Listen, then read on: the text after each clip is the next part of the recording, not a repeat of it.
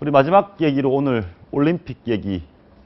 평창 올림픽 준비위원회에서 우리 이런 식이면 올림픽 반납하겠다는 얘기까지 나왔습니다. 일본에서는 아주 얄미운 짓을 하고 있거든요. 이 내용을 좀 설명을 좀 해주시죠.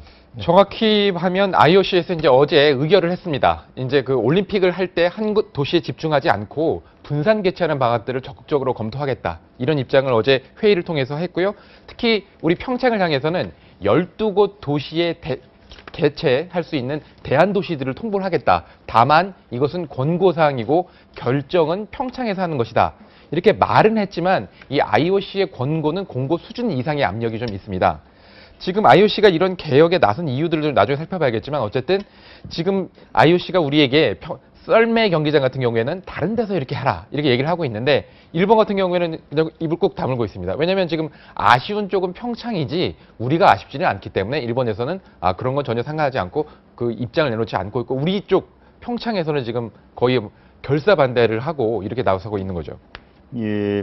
그런데 일본에서 평창을 나눠 갖는 얘기는 계속 떠들면서 도쿄올림픽, 하계올림픽에 대한 얘기는 일체 언급을 안 하고 있다. 네. 뭐 속내가 약간 얌체 속내를 보내신 건가요? 정확하게 얌체 속내입니다. 2018년으로 아직 기간도 있고요. 어제 우리가 얘기했는데 저도 좀 놀랐는데 어젠다 2020이라는 게 이제 한 국가 한 도시 원칙을 폐지하겠다라는 게 강제성은 없다라고 얘기하지 않았습니까? 근데 이 IOC에서 강제성이 없다라고 한 게 실은 굉장히 강제성이 있다고 합니다. 굉장히 이게 우리가 모르는 또 다른 논리가 작용하고 있기 때문에 이 법칙이 뭐 평창이 알아서야 이래도 우리가 따를 수밖에 없는 준 모르는 보이지 않는 손이 있다고 해서 이 굉장히 큰 이슈가 될 것 같기도 하고 현재 문제가 되는 건 또 IOC 위원이 문대성 위원 한 명밖에 없어서 누가 가서 지금 이 마쿠에 이 딜을 하고 협상을 해야 되는데 전혀 손을 쓰고 있지 못하고 하거든요. 그래서 결국 일본만 아마 또 지금 웃고 있지 않나요? 이건희 회장께서 건강하셨다면 그렇죠. 좀 이건희 좀 IOC 위원님이시니까 네. 근데 지금 거의 활동을 못 하시니까. 평창에서 반납하겠다 올림픽은 이거는 뭐 진짜는 아니겠죠?